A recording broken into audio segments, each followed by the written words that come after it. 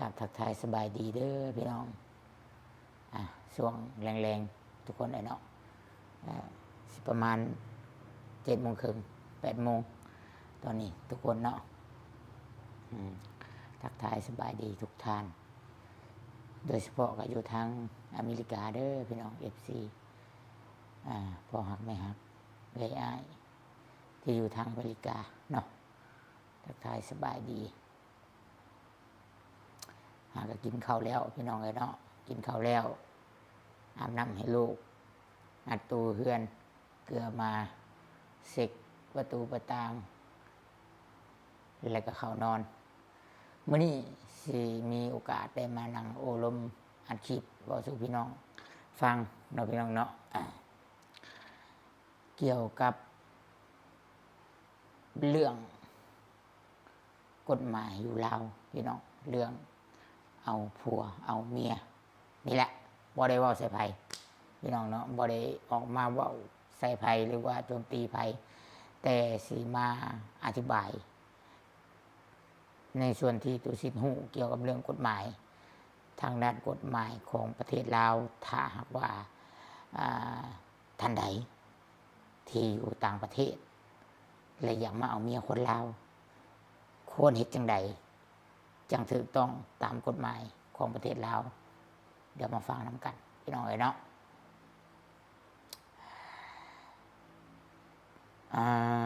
เอาตัวใดก่อนพี่น้องเว้าเป็นประเด็นเป็นวรรคไปเนาะทุกคนเนาะเอาเป็นว่าการที่ยกตัวอย่างเนาะยกตัวอย่างซะเท่ากอนี่เราเป็นคนที่อยู่ต่างประเทศยกตัวอย่างว่าอยู่อเมริกาพี่น้องเนาะเราเป็นคนเราอยู่อเมริกานี่เราได้เป็นสัญชาติอเมริกาแล้วหรือบ่หรือว่ายังบ่ได้เนาะอันนี้สมมุติเด้อพี่น้องถ้าหากว่าเราเป็นคนอเมริกาแล้วเนาะเราได้สัญชาติอเมริกาแล้วแต่ว่าเราเป็นคนลาวตะกี้แต่ก่อนนะเขาเอิ้นว่าเสื้อชาติเนาะเสื้อชาตินะเป็นคนลาวตะกี้นะแต่ว่าอาจสิไปใหญ่อยู่อเมริกาหรือว่าพ่อแม่ได้อยู่อเมริกาเนาะแล้วว่าภาษาลาวได้จังซี่แต่เรามาเที่ยวลาวเนาะมาเที่ยวลาวมาประเทศลาวนี่เราได้บัตรแบบใดได้บัตรวีซ่าเป็นนักท่องเที่ยวโอเคเนาะบัดนี้การที่คนต่างประเทศเด้อตุสิทธิ์สิเว้าเด้อบ่ว่าอยู่ประเทศใดก็ตามบ่ว่าสิเป็นคนไทย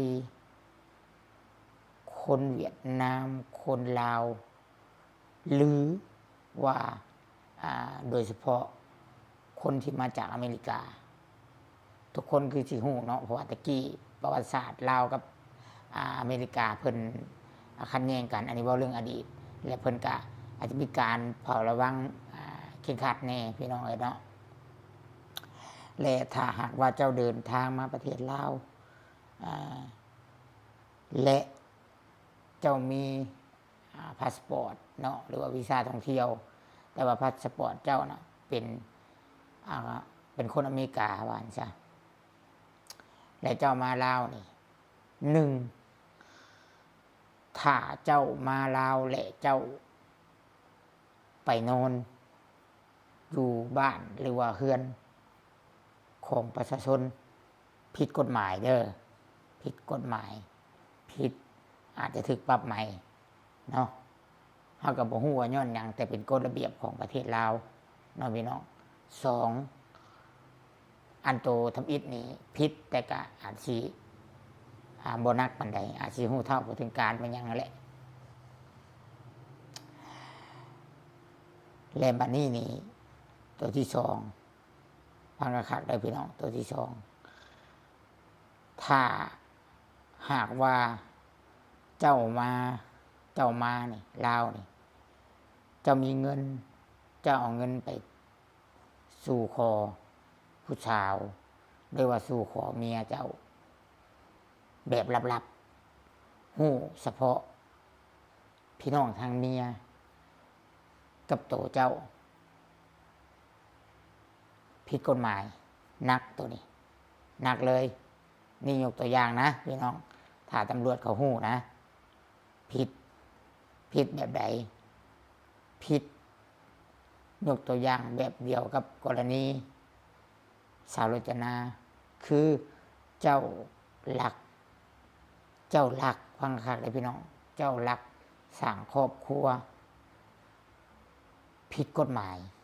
นักเนาะพี่น้องผิดกฎหมายแล้วอาจจะถูกปรับใหม่หรือว่าจำคุกหรือว่าอาจจะถูกชงกลับจังใดก็บ่ฮู้แต่ว่าผิดในส่วนที่หลักสร้างครอบครัวแล้วยังบ่พอเด้ยังผิดเจ้าของเฮือนฮู้เห็นเป็นใจเจ้าของเฮือนของเมียเจ้าแหละเนาะผู้เฮามาแต่งมาขอแหละผิดคือกันให้ที่พักอาศัยผิดฮู้เห็นเป็นใจเขาเอิ้นกระทำความผิดต่อแผ่นดินกฎหมายของแผ่นดินเพิ่นวางไว้ผิดถึงว่าเจ้าสิให้ในบ้านหรือว่าปกครองบ้านรับรู้นำก็ตามมันเป็นขันบ้านถ้าเรื่องมันใหญ่คือความหมายว่าถ้าบุคคลที่มาขอลูกสาวหรือว่าญาติพี่น้องเฮาเป็นเมียเขาเป็นโจรเขาเป็นฆาตกรหรือว่าเขาเป็นมิจฉาชีพหรือว่าเป็นคนบ่ดีว่าซั่นซะมาจากทางอื่นได้เจ้าให้ที่พักอาศัยเนาะอาจจะมีความผิดคือกันพี่น้องตัวนี้และบัดนี้ให้แห้งไปกว่าหันบาดสมุดเรื่องมันฮอดเจ้าหน้าที่นะฮอดตำรวจถ้ามันเป็นอย่างมานะเขาถามว่าแล้วเจ้าสิยกขออ้างว่าข่อยได้แจ้งบอกในบ้านแล้วบ่เกี่ยวนะในบ้านหรือพ่อบ้านอาจสิถูกเจ้าหน้าที่จัดการอีกไปนำอีกซอยไปนำอีกเนาะตามกันไปบ่ซั่นซะและบัดนี้นี่เพราะว่าสิ่งที่เจ้าเนาะให้ในบ้านหรือว่าทางบ้านคณะผู้หลักผู้ใหญ่ทางบ้านรับรู้นำนั่นมันเป็นหีดคองพังคักได้มันเป็นหีดคองตัวน่ะเจ้าเฮ็ดถึกตามหีดตามคองบอกญาติพี่น้องแล้วก็เฒ่าแก่ในโฮมพ่อบ้านถูกต้องอาจจะถึกในส่วนหีดคองแต่เรื่องกฎหมายผิดเต็มๆเนาะเพราะว่าดูสิกับพ่อสิฮู้เรื่องในกฎหมายลาวนะพี่น้องเพราะว่าถ้าไผเคยเข้ามาประเทศลาวเจ้าหน้าที่เพิ่นถามว่าเจ้าสิพักอยู่ไสแม่นบ่ทุกคนเจ้าสิพักอยู่ไสเนาะอันนี้ในส่วนที่ถ้าเป็นคนต่างประเทศหรือว่าโดยเฉพาะว่าง่ายๆโดยเฉพาะ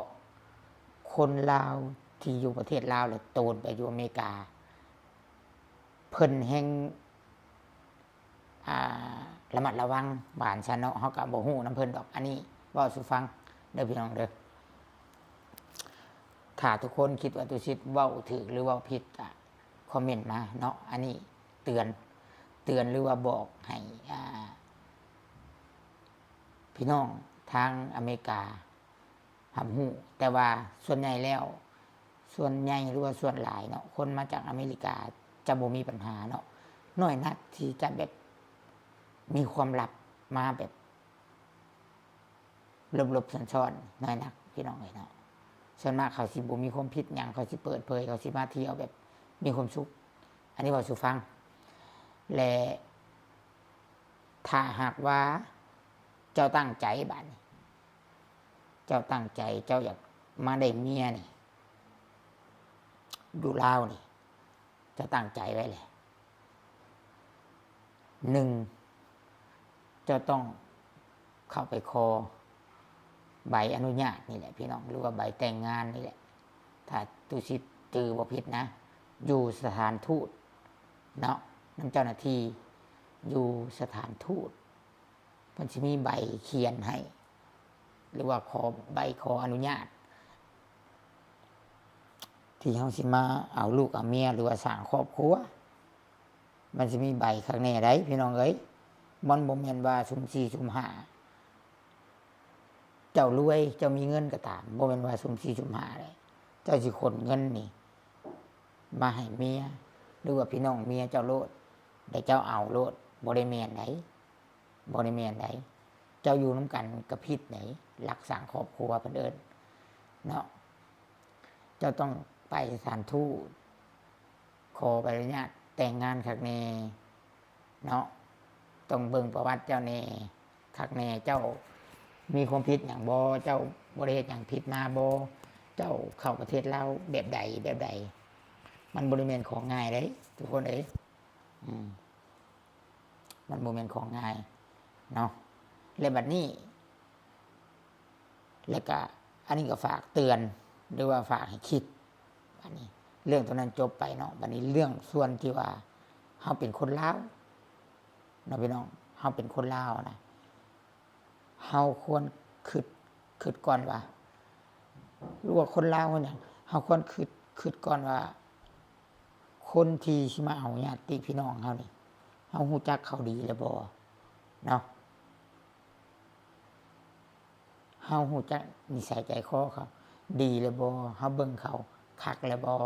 ว่าเขาเป็นคนจังใดเขาเข้ามาแบบใดเขามีครอบครัวแล้วบ่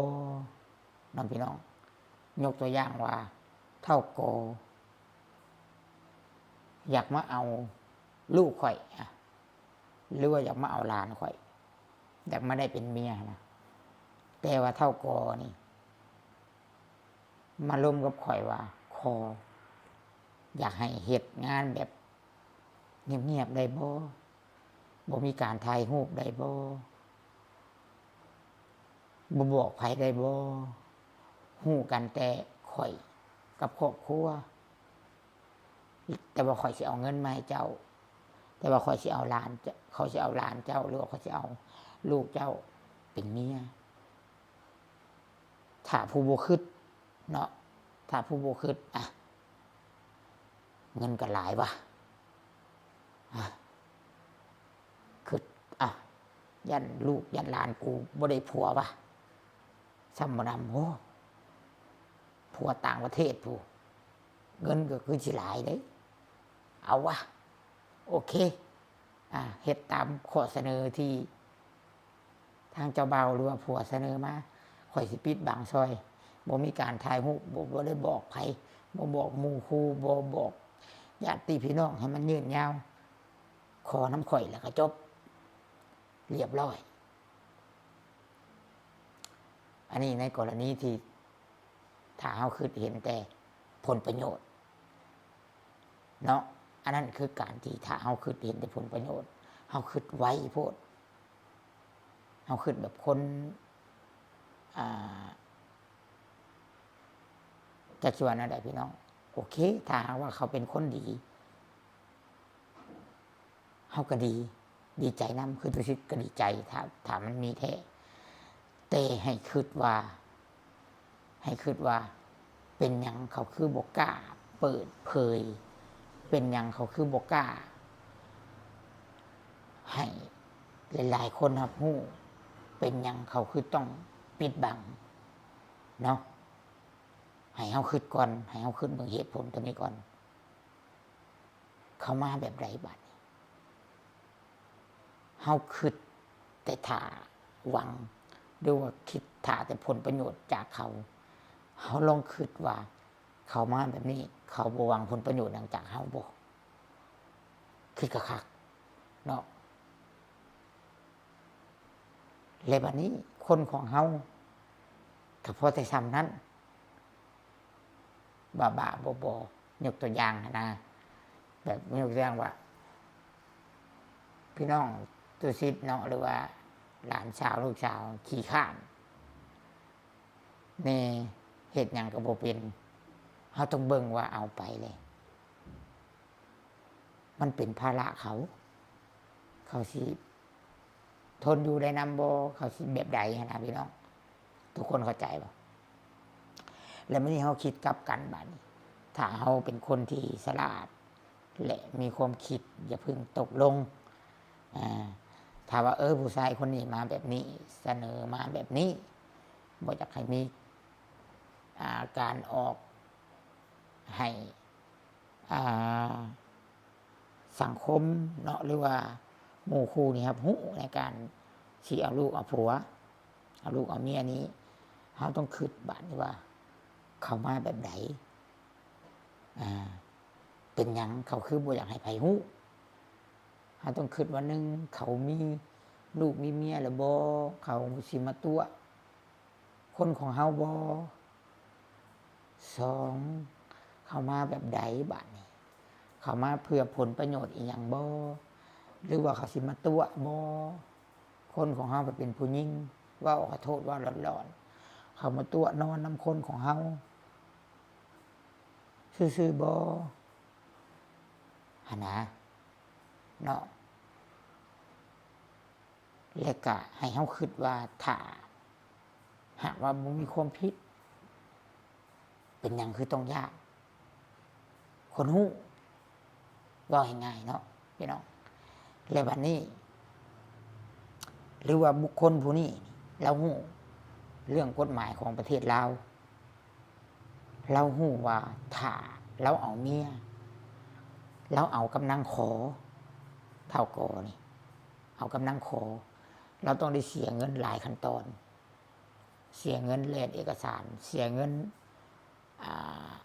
ให้เจ้าหน้าที่เฮ็ดนั่นเฮ็ดนี่ยุ่งยากเราก็เลยอยากเอาแบบลับๆอยากสร้างครอบครัวแบบลับๆแต่ให้เข้าใจว่ามันผิดกฎหมายของสปป.ลาวเนาะผิดกฎหมายของประเทศลาวให้เข้าใจนำกันแบบนั้นพี่น้องเนาะเพราะฉะนั้นแล้วตุสิตกะมีกฎหมายข้อนี้มาฝากพี่น้องเบิดทุกคนเนี่ยบ่ว่าส่วนหลายเนาะก็1กับหักข้ามโขงพี่น้องฟังไทยคนลาวนี่แหละส่วนหลายเลยเอากันเนาะ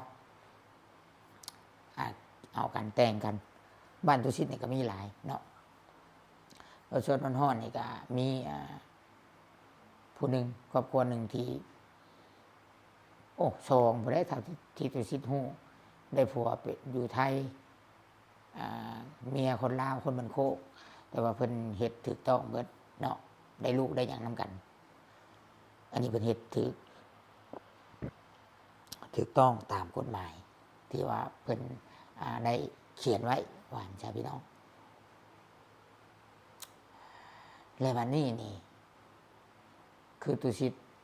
ที่เว้าให้ฟังอีกฝากไว้คิดอีกข้อนึงคนลาวเฮาเนาะอย่าพึ่ง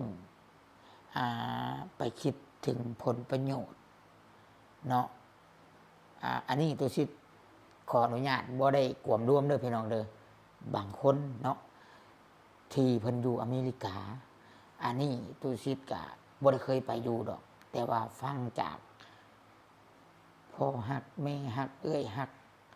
คนที่ตุสิตรู้จักพี่น้องตุสิตก็มีอยู่พุ่นเนาะปู่กับย่าเพิ่นเล่าสู่ฟังบางคนน่ะนอนตามทางตามถนนได้คนลาวเฮานี่พี่น้องนอนตามถนนหนทางตาม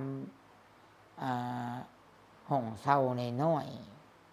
ๆเพราะว่าบางคนนี่ก็ติดยาติดการพนัน